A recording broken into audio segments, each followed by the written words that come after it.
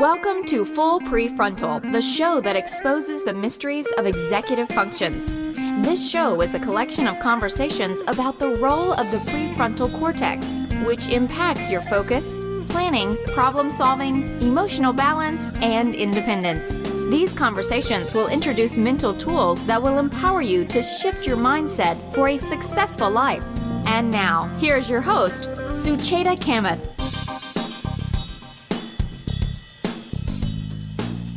And welcome back to Full PreFrontal, where we are exposing the mysteries of executive function. I am here with our host, Sucheta Kamath. Good morning, my friend. Goodness, we got a full house today. This is going to be an exciting conversation.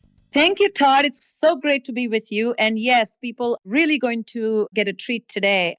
Let me start with this idea. You have heard this from me several times, but my interest is in how we help students learn to learn and think about their thinking. And, I've spent 20 years doing that myself.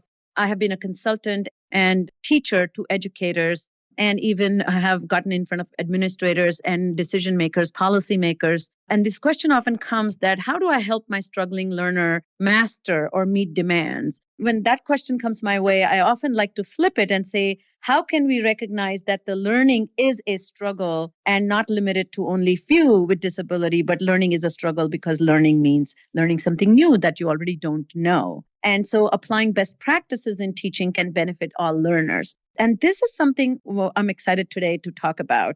You're familiar with this, Todd, and many of our listeners too, but I developed the EXQ, which is a cloud-based executive function training tool, which is a curriculum directly coaches or trains the learners from middle school, high school, and college so that they develop the foundational skills in the area of executive function, including attention, focus, working memory, organization, mental flexibility. But the critical crux of the component that I like to address is the self-awareness. And this tool is designed to do that. And this is giving me a chance to talk to a lot of leaders in schools. So the question that kind of I like to ponder often is, are we helping a child or are we helping children? And how can we create a culture of self-awareness and self-help? So how can a student learns from the teacher and eventually learns how to teach to self?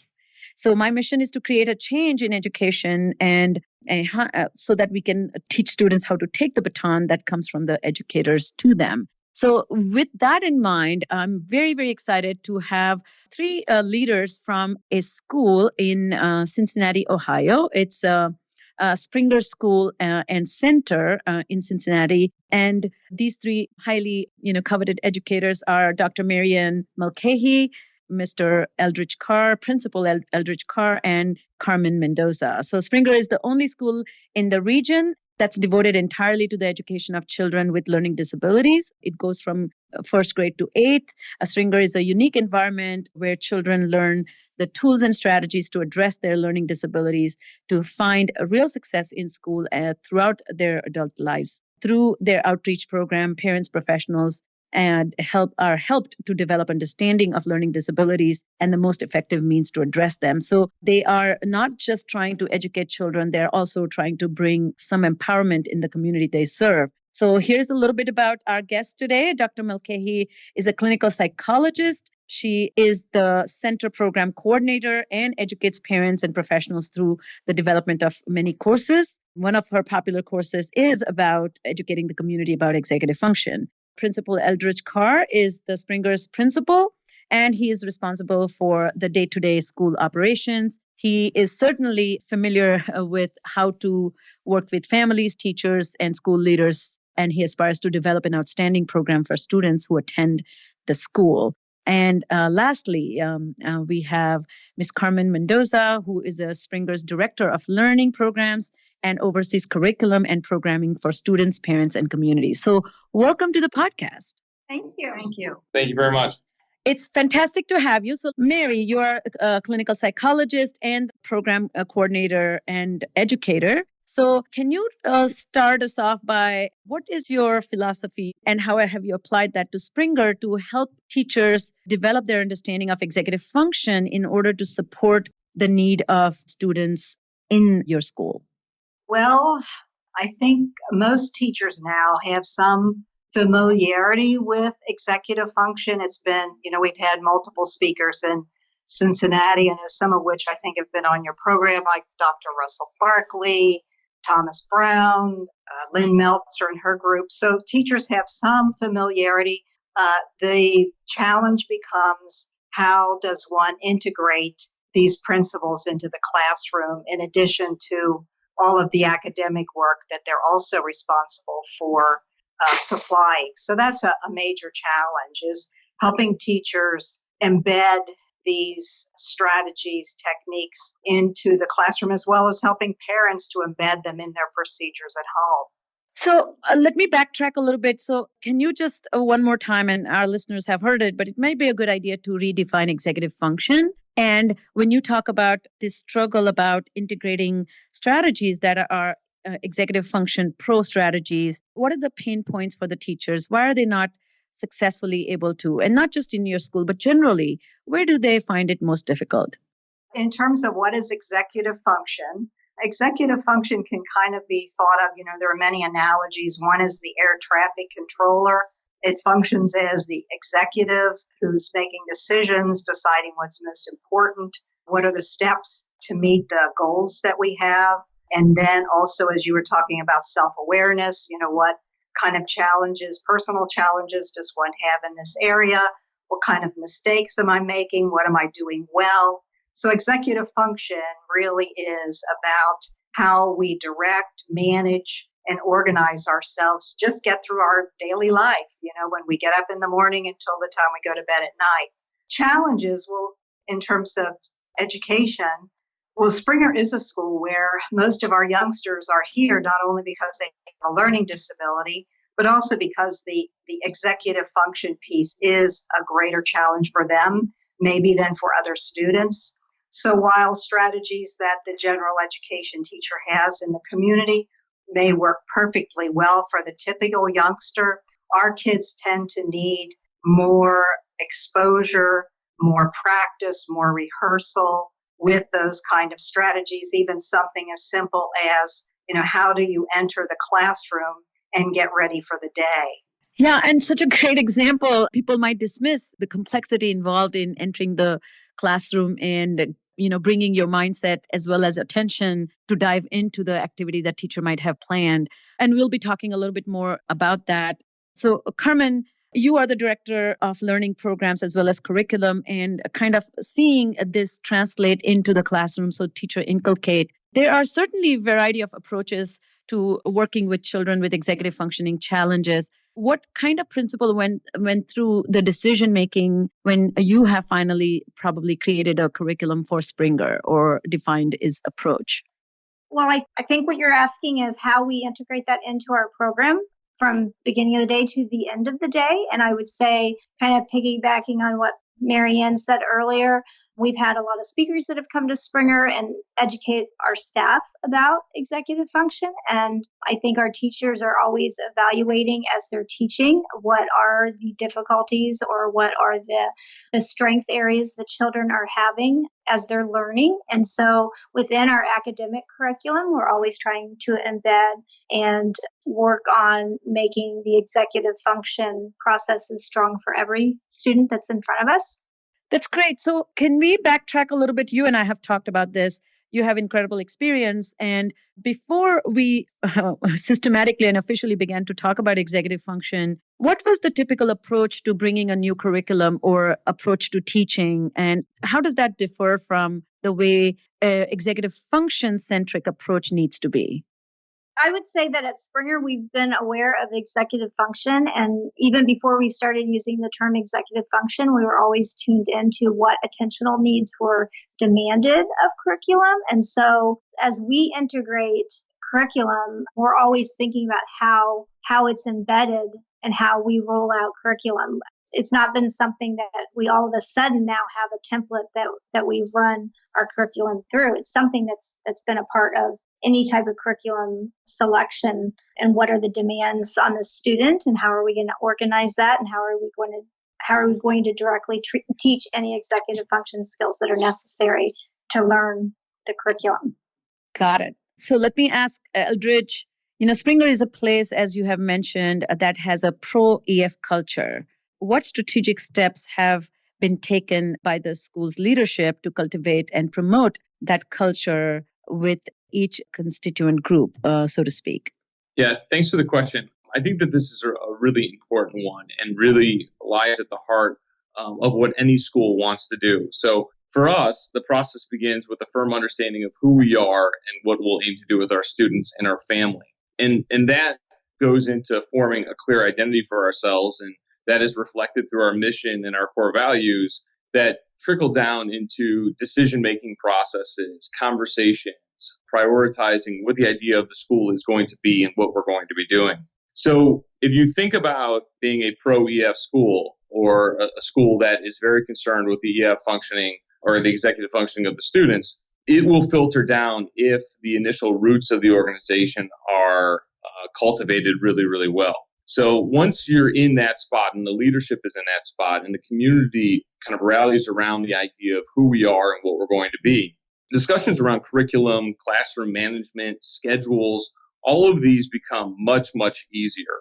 And you'll see this domino effect where, sure enough, culture will latch on and it will be part of the consciousness when teachers go to teach, or maybe a speech and language pathologist starts to have a conversation with a teacher, or maybe even in the sense that behavioral management or classroom management techniques are discussed between a school counselor and the rest of the staff. That in turn then helps support the students and families, because if it's at the forefront of the consciousness for the educators in the building, it's certainly going to be at the forefront of the consciousness for the students. So we'll start to embed vocabulary and various language that will help the student be more metacognitive. We'll start to balance that critical idea of metacognition and learning about our learning against the content objectives that the school will naturally have. And then, of course, that then filters down into discussions that we'll have with families at conferences, various back-to-school nights or open houses, or even just those side conversations that we might have with students about their day that take place very frequently between our staff and our families that are so concerned about their students flourishing while they're at Springer and afterwards. Wonderful. So one of the things that strikes me is this, you're embedding this idea that there's a lot of conversation and relationship built between the professionals, between the educators who are serving the needs of the students. And you also are emphasizing a lot of making approach transparent, which is always very, very powerful and helpful. If you can summarize for me, what do you think are the three markers of such pro-EF culture then? Yeah, I think that's one, I would say, is having a firm understanding that is uniform across the entire organization. That to me is the first and foremost. There's so many variations on executive functioning or interpretations of executive functioning that the school needs to work very, very hard to have consistency along those lines. That to me is first and foremost. So which executive function, as Barclay described in one of his papers, he summarized 32 approaches or 32 ways of defining, but which kind of a definition that you as a school have adopted and accepted as a way to define and then manage with respect to executive function? This is Carmen. I was going to pop in on this one and just mention that Lynn Meltzer's work, we tend to use that in our language and in our conversation with parents and with students. She most recently was a guest here in Cincinnati for us in April, and we've been utilizing her book that she wrote several years ago about promoting an EF culture in the classroom. And so that's something that we integrate into our new staff training and any conversations that we have as a staff. Wonderful. Thank you for clarifying that. And we have had Lynn on the show, so people can refer to that podcast as well. So sorry, Eldrich, if you can continue, what are the two other markers that indicate a pro-EF culture when you are looking at leading your school?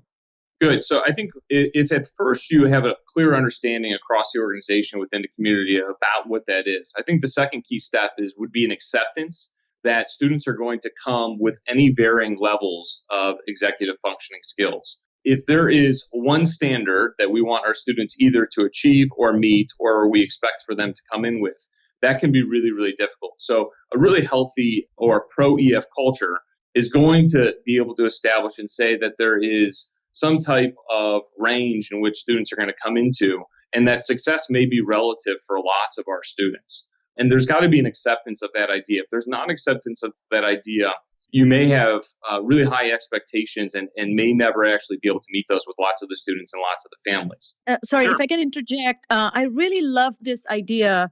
You are one of those principals who has explicitly stated as a philosophy and leadership value, which I really care about. What I often find when I do teacher education training and even parent education training, that this acceptance is not made transparent. Not saying that they deny such things exist, that students have varying degree of executive function proficiency when they enter a particular grade. So within that grade, you have ranges of skill set. But I think when the school accepts that and verbalizes that and identifies that and then shares that understanding to their constituents, it is such a powerful thing because you're empowering every member to say it's okay if you're not skilled. And it's okay if you are much more skilled than the others. We have the way to support it. So thank you for making that transparent. It's a really valuable asset. Well, I appreciate you saying that. That's a very high compliment coming from you. And it's something that we strive to do here at Springer for sure. I think the last piece that I would say about this would be open and clear communication around goals and observations and success, and sometimes that hard conversation around failure. We have to be communicating within ourselves as professionals within the school, but also with our families. Some of the most fruitful conversations, I think, sometimes are the hardest conversations that we have, because that sets the right tone and puts everyone on the right footing with one another to really help the child. And those conversations are oftentimes difficult, but they're also very much rooted in the idea that everybody around the table has the same goal and ambition for the child, and that's really to help them with their learning disabilities. And sometimes that involves, tough executive functioning skills.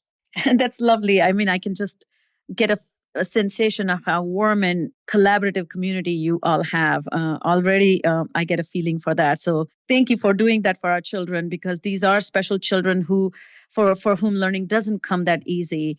Let me get to Mary. As a psychologist, how do you empower the teachers to identify executive function weaknesses? And what is your protocol and process of determining the need in the classroom? Well, with our students, it starts before they come to the school, because this is a private school. So there's an admissions process that Carmen's very heavily involved in. Mm-hmm. And so we collect quite a lot of information on our students. There's a psychoeducational evaluation that's usually done by an outside psychologist. We might have reports from speech language pathologists, occupational therapist if the child's in occupational therapy, school records, previous reports from previous placements. So you kind of develop a whole picture of, what's this child's success? Where is this child successful? And where are the challenges? And just like in academics, so with the executive function pieces, there'll be some pieces that our youngsters are quite skilled at, and then there are some perhaps that are lagging. Our thought here, and I think in general in the community in terms of executive function, is that these skills have to be specifically taught. And so many of our students, again, needed the steps broken down more for them, and they needed to be repeated more often. And careful thought taken or analysis of kind of if there's a process, where is it breaking down? And that it's not the student's fault. These are skills that must be taught, and this skill is going to have to be taught in a different way, perhaps for you than for someone else. And again, it isn't the student's fault. It's not the parent's fault. It's not the previous school's fault. It's just that it has to be done in a different way. So that's kind of part of the entry into Springer, is having this whole picture of the student. Thank you for explaining that. I think what's another striking thing that most listeners may not be familiar with, that when there's a specialized school, the school actually has created an atmosphere where they are openly asking and inviting information that will kind of encouraging parents to actually disclose information that may not be speaking favorably about a student. When I say that, that's actually weaknesses. And again, my fundamental belief is who doesn't have weaknesses? And if you're a learner, the learning weakness means you haven't learned how to learn yet, but that's your job. So, and the second thing that, again, I love what you identified for our listeners is that the attention needs to be paid to this fact that all skills that are a challenge need to be taught specifically and in a different way for different child. And that is what schools like yours specialize. And that doesn't happen in ordinary environment because this point may not be paid attention to. So with that, do you mind walking us through the top 3 skills, if you may even generalize that way, that often come up in children that you serve that requires this specific way of teaching? Well, I guess if I could talk, I guess I could call them like the top 3 concerns maybe that get children into our school building. Well, usually one that is is of concern to most parents and teachers is an issue with homework. So either fighting over homework, doing the homework, forgetting to turn it in, or the book doesn't come home to begin with. So, that organizational skill. So homework's usually a big one. And then another one is this tendency to perhaps make what we call silly mistakes. So that it's usually not the large, huge pieces that cause these children trouble. It's the inconsistencies from day to day. So one day something, they've got their addition math facts down pat, and tomorrow you give the same kind of assessment and suddenly it's gone. So the inconsistent performance, I think, from day to day, which, is part of a executive function challenge and attention challenge. And then I think the other piece is also perhaps the youngsters' frustration with their progress and seeing that they are struggling when perhaps their peers are not in certain areas, and certainly with parents being incredibly concerned about the perhaps lack of academic progress in certain areas, particularly in reading. So those are usually the kind of, I guess, top 3 that sort of get children or parents to begin to look in Springer's direction in terms of serving their youngster. Thank you, Mary. And you kind of nailed this, that one of the problems about executive function profile, or the way it demonstrates its ugly head, is it's so casual. Like somebody who doesn't or shows problems with silly mistakes, we will not immediately equate it to executive function. So thank you for pointing that out. And this is the invaluable thing that we all as a culture, as a community, as a nation maybe need to understand, that inconsistency is a mark of executive function proficiency, and having inconsistency cannot be trained or treated with verbal guidance. It has to be a process-specific learning. So that brings me to Carmen. Carmen, you have this window into the students as they come through the door, and you are deciding and determining what if the student is appropriate fit for the school. How might your school approach a child that needs support and growth in their emotional regulation? Because as Mary was saying, not able to handle frustrations that go along with difficulty in learning is one of the reasons that things can fall apart for a learner. Absolutely. Learning is emotional for most of us. There's an emotional response when learning comes easy, and there's an emotional response when learning is hard. Some of our students have a hard time regulating their emotions. What is a typical emotion might be magnified for them, or takes them longer to cool down than it might other students. And so you can't separate emotion from learning. So as we're looking at students that would be a great fit for our program, you have to look at that. And oftentimes, and I know as professionals at Springer, we talk about students that come to us wounded or having gone through trauma in some way. And certainly that's a part of their learning profile. And so it is something that we're aware of. And I think that's really the first step.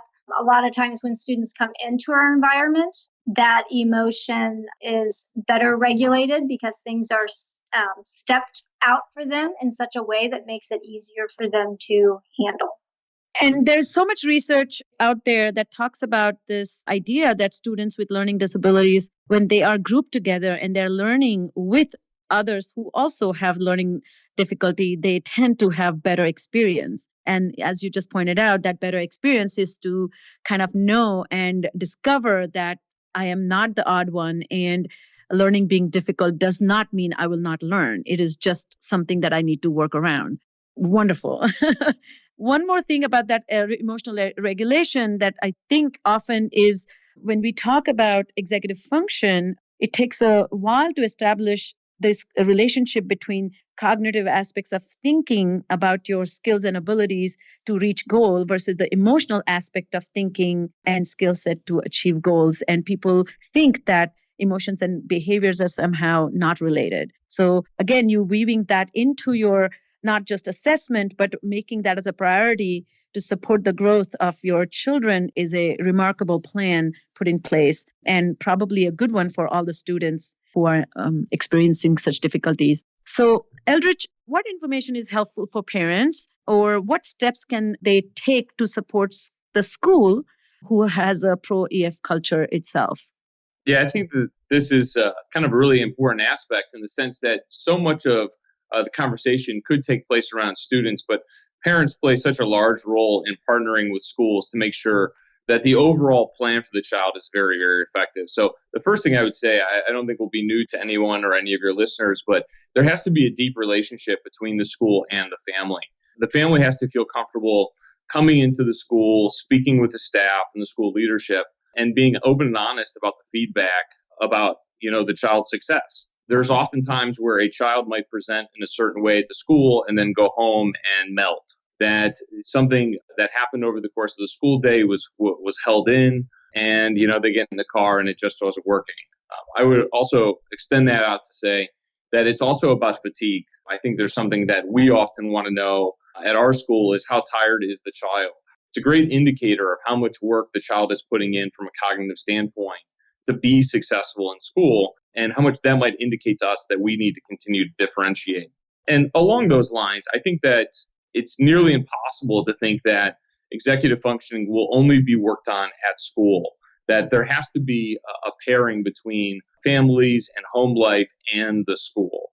Strategies that are being implemented at the school need to be mirrored or echoed at home, and vice versa.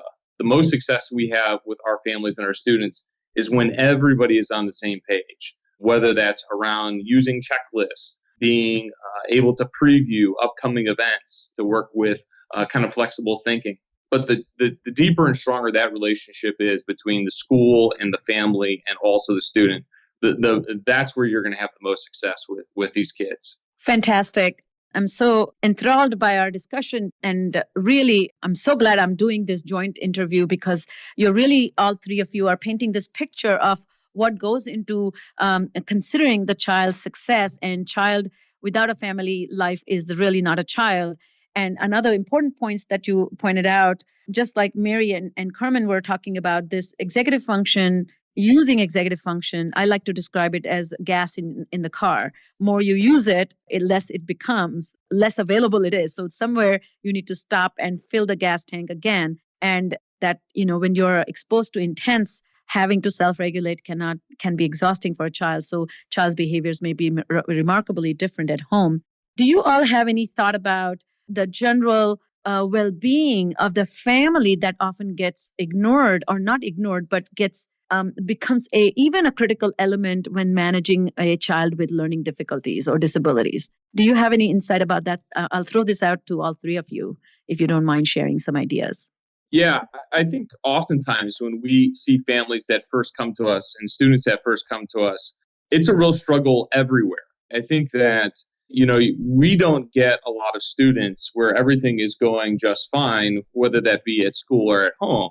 So when we can finally get a child into our environment and we can get them in a place where they feel understood, they feel less scared, they feel willing to accept some of the challenges that they're going to have for a long, long time, that can actually help temper the home life. That emphasis between the two can't be made strong enough. And in the same way, one of our real goals as well is not only to help the child be better informed about their own learning, but to also help the family understand their child and help the family understand the child's learning profile. The better they can do that, sometimes we see a growth in empathy and patience. It's the parent or the family that can't really understand or fathom why a child is behaving the way they are. and then all of a sudden comes to an understanding, and that relieves them from a sense of pressure or guilt. And we can really change a lot of families in that respect. That's a really important part for us, is to try and help the entire family dynamic improve through some of our work.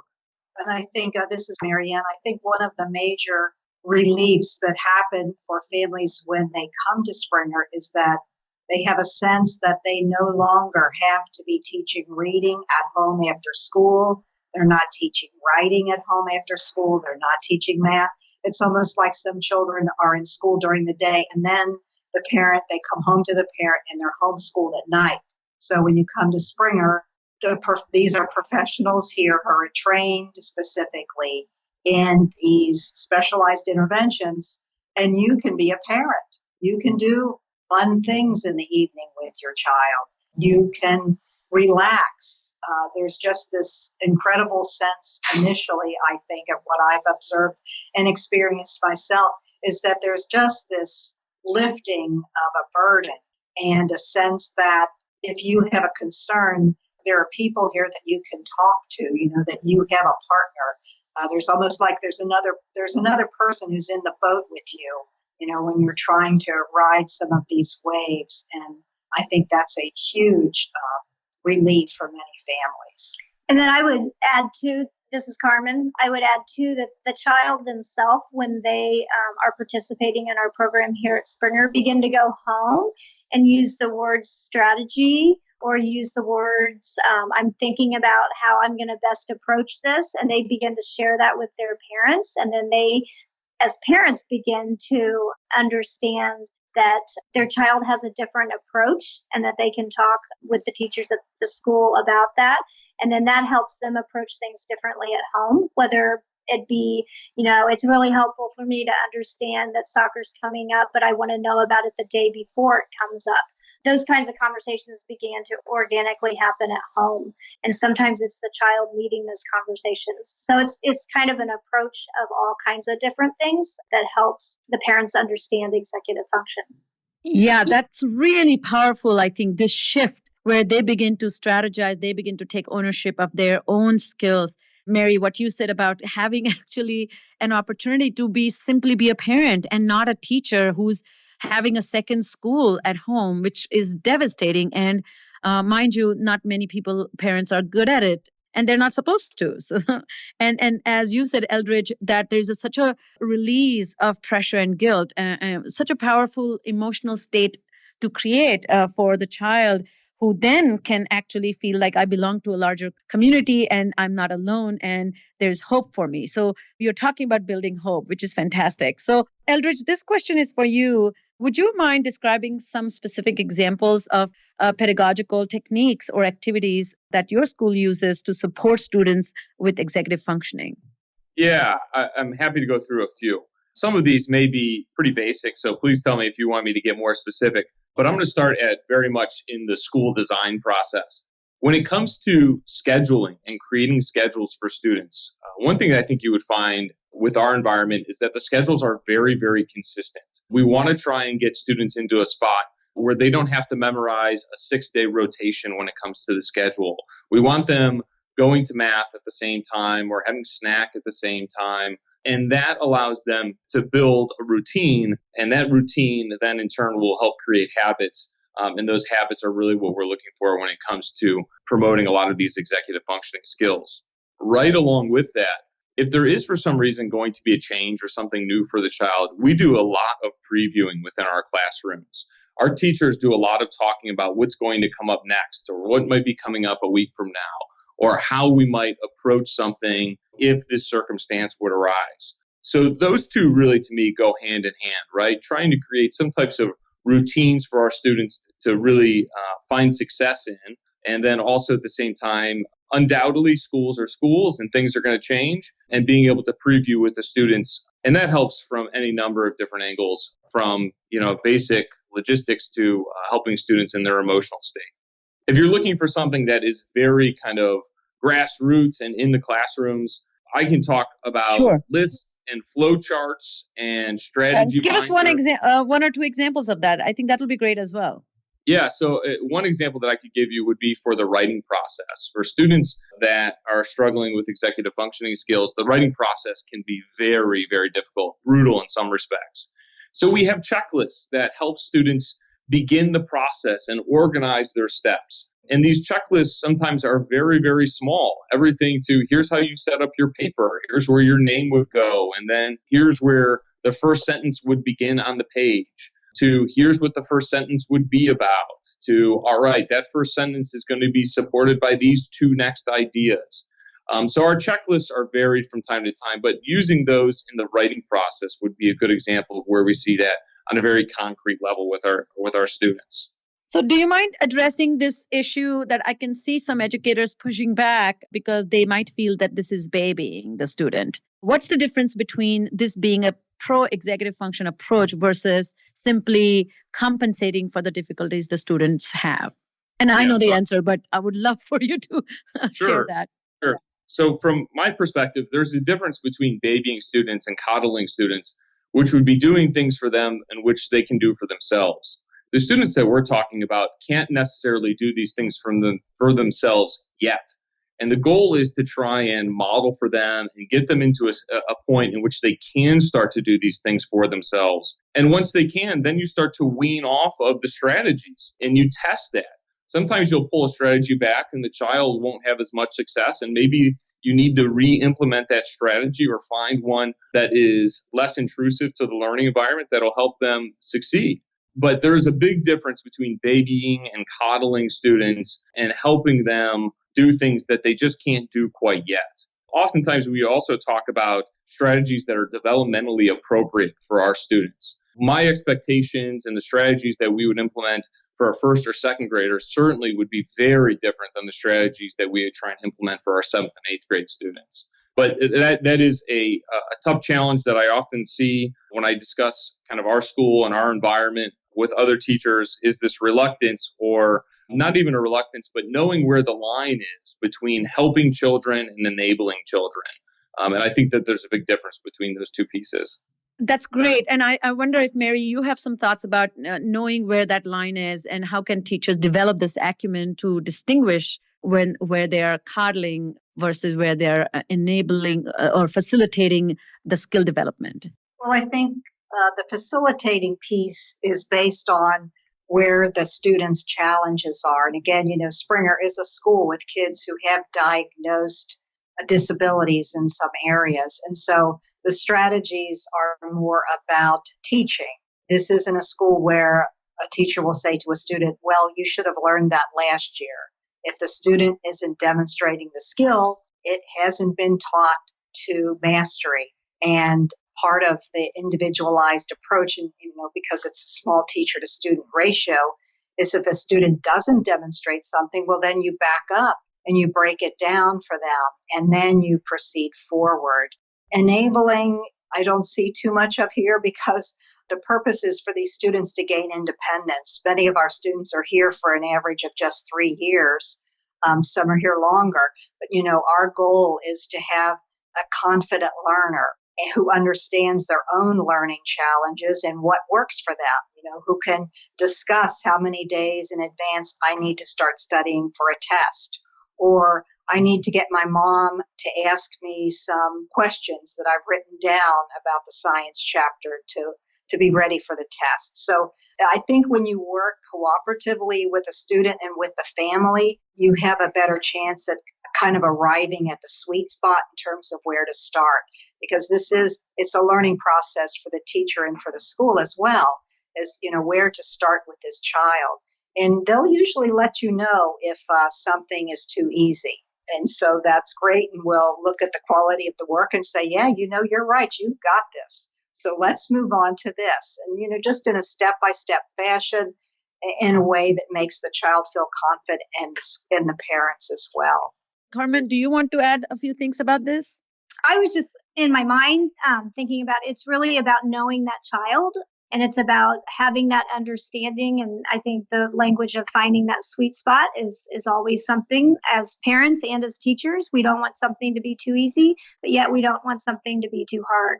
And then the other thing I would add is that learning a strategy about how to approach something like a writing task that Eldridge mentioned, the whole goal is to externally provide that structure so that internally they are creating that structure themselves one day and being independent at that process. And so as we state that in lots of lessons that we have here at Springer, it can be a slow process, and sometimes for others a quicker process to make those strategies internal and embedded into our learners. So yeah, no, that really makes sense. And I think all three of you are really talking about having sensitivity and reserving the right as a teacher and educator to provide certain leeway with full understanding that you are not doing that because you have no regard for students' ability to develop skill, but rather it's very much done with that in mind. And coddling to me is really saying that we just need to get through this. So let me see what I can do to help so that you can do it. And if you're resisting, that's because it's going to create friction for both of us. So why don't we just circumvent? So that's not at all what specialized approach that you are talking about is creating for the students. So I really think that adds value. So let me kind of bring our conversation to the end here. This is a philosophical question. So this is always concerns me or has fascinated me that, special education is so rich with a deep understanding of process of learning as well as sure shot methodologies that work. But regular education somehow doesn't necessarily use those strategies. Granted, it does take a little bit more effort if we focus on observing students using strategies and inculcating them systematically. But why is it so hard to apply these best practices in special education to regular education? Any thoughts about that? I'll be happy to field this. I certainly hope this comes across in a way that is supportive of all educators and all practitioners, because I think that there's a time and a place and a role for all types of schools. But I think that sheer size is a real challenge, right? We can do what we can do in our environment simply because of the ratios that we have. Our ratios are very small. We float somewhere between 1-5 to 1-7 in our classrooms. And that's a large part of our program. We have lots of time to have conversations about students. We make a lot of time to have conversations about students. We know our children's learning profiles very, very intimately. We know our families very, very well. And there has to be something to be said for just the sheer size and scope of, what some teachers have to do. And hats off to all of them that are in environments that aren't like ours. I can only imagine what that must be like to want to do some things and to know students in a certain way, and at the same time be tackling class sizes that are in the upper 20s and low 30s. So I think that would be the first place that I would start with this conversation, is that sheer size and scope is a significant challenge for implementing some of the practices that we do. Yeah, that does make sense. And I also feel extremely compassionate for all the educators who are doing this job, which is so, so hard. I mean, it's a rarity to have a homogeneous classroom where all children are skilled equally and invested in learning equally and talented equally. So it's just a dream, and that's just not a reality, right? Correct. And I'm really fascinated by how they do make things happen. However, I do think like few the strategies that you mentioned, even talking about the future and helping the students connect with their future selves can add incredible value to getting the student to be more engaged in learning or taking charge of their learning. And that is not limited to or limited by sheer size or scope of their teaching. So maybe there's some opportunity that they can take advantage as well. Or maybe we need to have a greater dialogue about what are their challenges that make them not take advantage of those opportunities. So in closing, I'm going to throw these questions at all three of you. You have been real troopers. I always wonder about our own executive function and in order to manage and help people to achieve goals, we need to be, as you said, time and again, you all are deeply aware of each student's strengths and weaknesses, and you are maneuvering, strategizing, and guiding teachers. So how would you describe your own executive function, and how has that informed your approach to education in general? From my perspective, it was my philosophy is that indeed these skills, these behaviors are taught, how to be organized, etc. And having a teacher along the way, who assisted in that, someone who taught you how to break down that fourth grade, chapter in science and study the terms, use flashcards, use something like that. And those are things that teachers can do, but having somebody break that down, or having someone talk with you about that you became incredibly angry about a grade that you received, and kind of where's that coming from? What do you think went wrong with that? And it's not the end of the world to get a C. Nobody's died from failing a math test in the fourth grade, and so kind of also helping myself as a learner deal with those kind of disappointments along the way, but just to help kids take risks, because that's how we learn. Right. And this is Carmen. I was just going to add to that I think a lot of people have very intuitive and strong executive function skills. Not everybody does, but some people do. And when a challenge is in front of you, I think it's an opportunity to learn.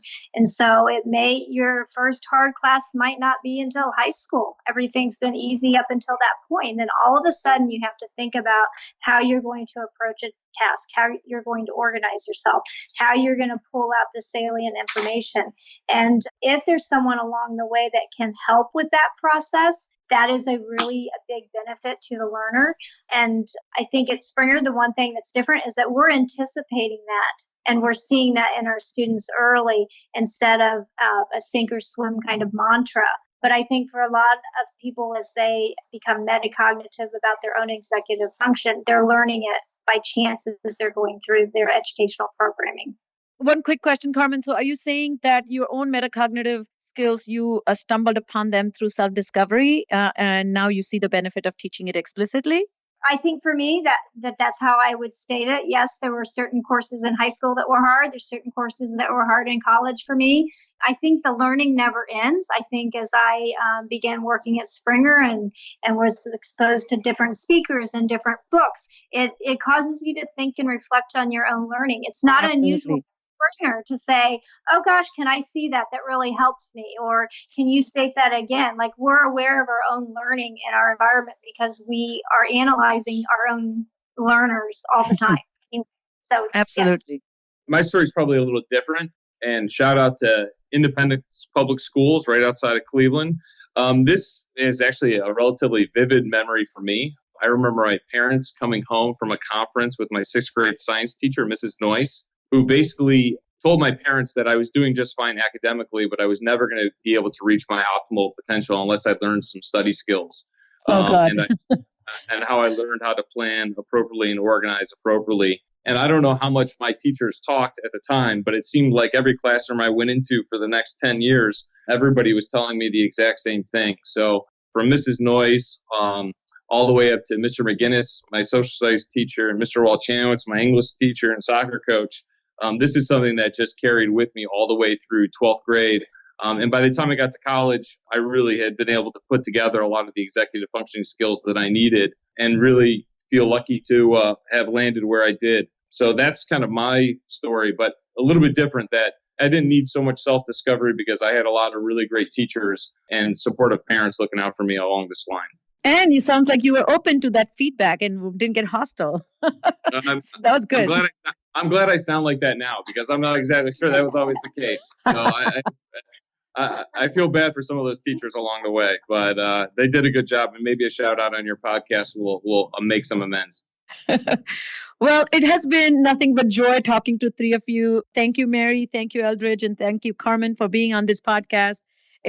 You have given us a wealth of information and really a framework that actually leads to success. So you have set the stage for many, many educators to maybe kind of pull up those details and deploy them for themselves. So thank you. You're welcome. Thank you very much. Wow, what a great conversation. Unfortunately, it's all the time we have for today. If you know of anyone who might benefit from listening to today's conversation, we would be grateful if you would kindly forward it to them. So on behalf of our host, Sucheta Kamath, today's wonderful guest from Springer School, and all of us at Cerebral Matters, thanks for listening today, and we look forward to seeing you again right here next week on Full PreFrontal. Thank you for listening to Full PreFrontal, Exposing the Mysteries of Executive Functions. To contact our host, Sucheta Kamath, and learn more about her work on improving executive functions, visit her website at cerebralmatters.com. That's cerebralmatters.com. Tune in next week for the next informative episode of Full PreFrontal.